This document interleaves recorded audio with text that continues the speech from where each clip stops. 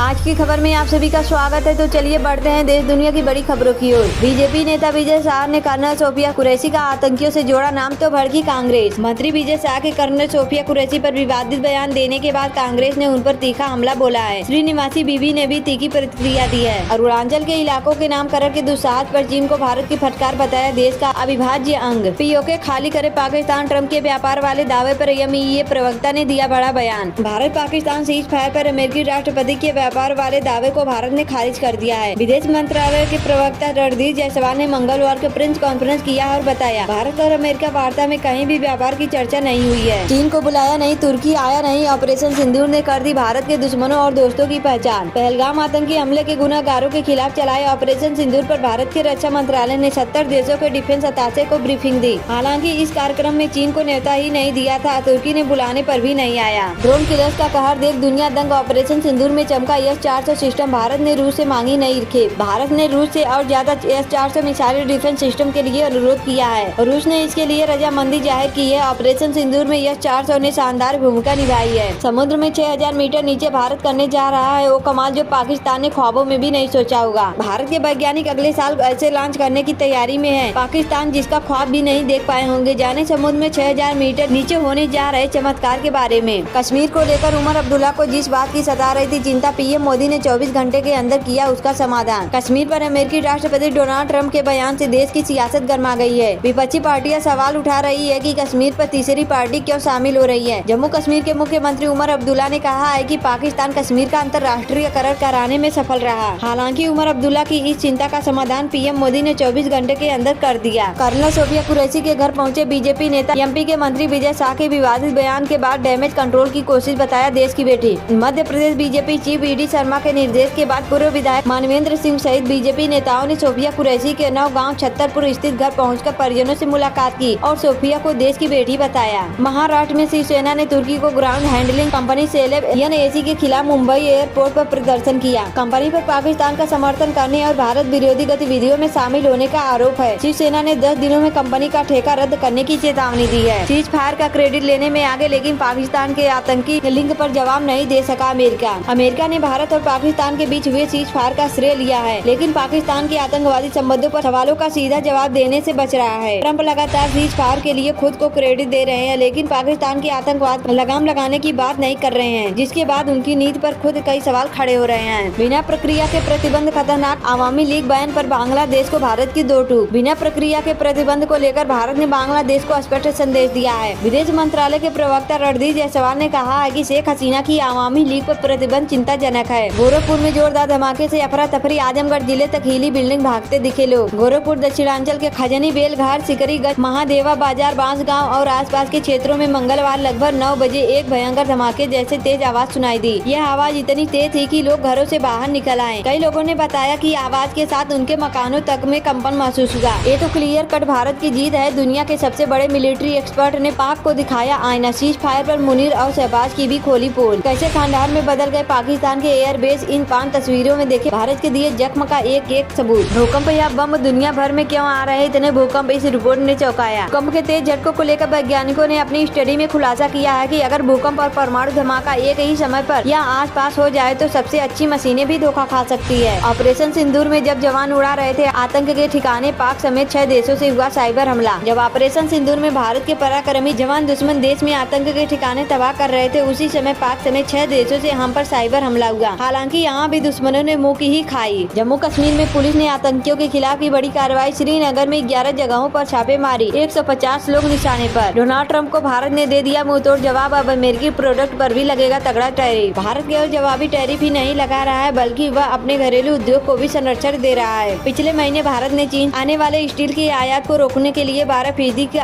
अस्थायी टैरिफ भी लगाया था। चेतक की 4 लाइन से पीएम मोदी ने बताई हिंदुस्तान की ताकत। प्रधानमंत्री नरेंद्र मोदी ने आदमपुर एयरबेस से कहा कि जब हमारे ड्रोन दुश्मनों के किले की दीवारें ध्वस्त कर रहे थे, जब हमारी मिसाइलें सनसनाती हुई आवाज के साथ लक्ष्य तक पहुंचती है, तो दुश्मनों के भारत माता की जय आवाज सुनाई देती है। अपने संबोधन में पीएम मोदी ने महाराणा प्रताप के घोड़े चेतक पर लिखी कविता की 4 लाइनें भी पढ़ी है। जान की हानि नहीं, लेकिन संपत्ति को काफी नुकसान पहुंचा है, सीएम उमर अब्दुल्ला का बयान।